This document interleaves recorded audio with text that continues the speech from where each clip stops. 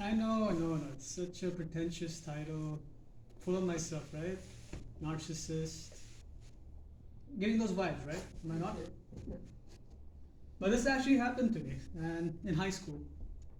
And I give 100% credit to not myself, but William Shakespeare, who died in the year 1616. For those of you who don't know, high school has categories for people. You've got the nerd, the geek, the weirdo, the cool kids, the jock. I belonged to none of them. I was simply forgotten.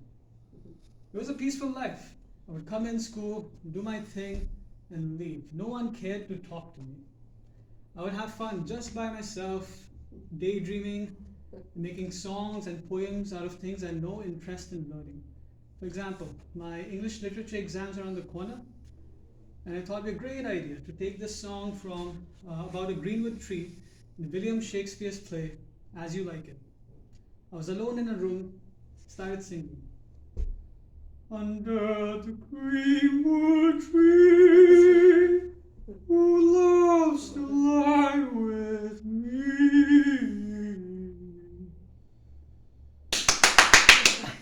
Behind me was my class teacher, Miss Hui. She's like, ooh, right, she thought it was a great idea to take me to every classroom and make me sing the song. Then the class monitor caught note of what was happening. He ran back to my class and I was, everyone, you gotta see this! Miss Hui showing her boyfriend off. What a ladies' man! And everyone started clapping. I went from not knowing what's going to went from not worrying about anything to not knowing what's going to happen in my life next. Man, high school changed. Like next morning I was in, teacher would smile at me or like call my name, appreciate, everyone would look at me like, ladies. I hated high school. Invitation to hangouts changed. Christopher Nolan's film The Dark Knight was out.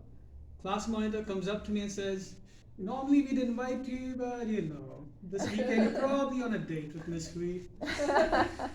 But I feel bad for you, by the way. Don't get me wrong. Like Batman's gonna be on the screen. And his butler, Alfred. Miss Hui's gonna look at Alfred and be like, it's Alfred. And you're gonna get jealous. But don't worry, I got your back. I'll look after my classmates. My sister's single, she's your age. I'll give you a number. That was also the year people were protesting against big tech companies utilizing your private data. Me and a bunch of other geeks thought it'd be a great idea to put in wrong ages on our Facebook and Google accounts. I set mine as 107. And I thought I was 16 years old. I thought I was a genius. I felt like I was in the same league as Stephen Hawking. And that day I had to give a presentation on science. Hooked my laptop up on the projector, the whole class looking at the screen, and my email was open with a Google targeted ad. But prior to that, there was no more targeted ads. I felt that everything was going good, but that one targeted ad, meet mature single ladies in your neighborhood.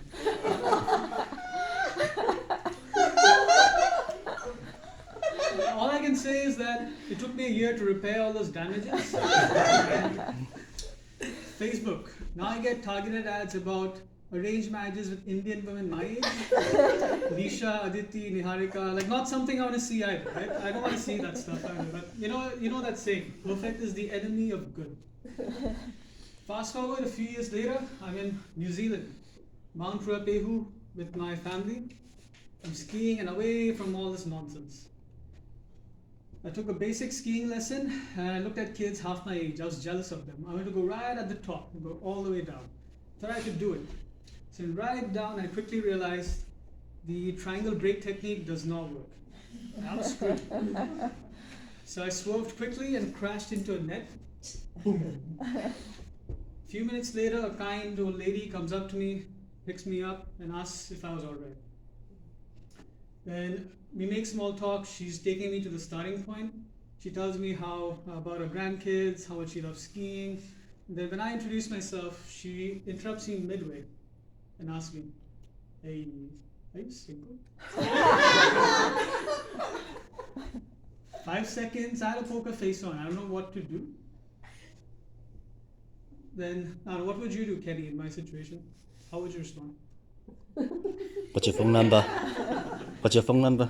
I don't know if I was supposed to be flattered or scared, but I wish like the ice broke and I went right in. Like the worst part was the two guys behind me, random guys. They don't even know me.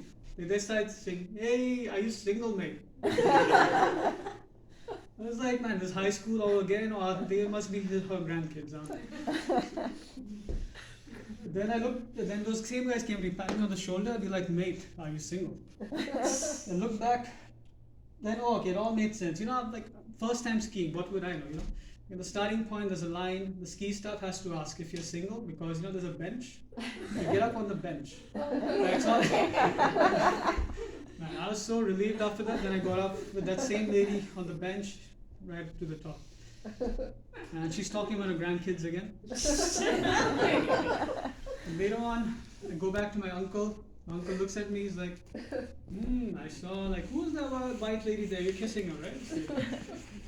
Like, I was so fed up at that point. I was like, yeah, you're right. She makes good cookies. You know, her grandkids, she'd fit in right in the family. Like, her grandkids are my age. I'll be such a cool step-granddad. I'm a ladies' man. Now, this was my story, and I've got 2 lessons to give away here. The first lesson is put in the right age on social media. Like, it does not matter. Targeted ads are good. And the second lesson is just for the ladies in this room. If you're out skiing, dye your hair gray for that day. Because there's probably an Indian guy there, just like me, with his family. He just wants to have fun. Thank you.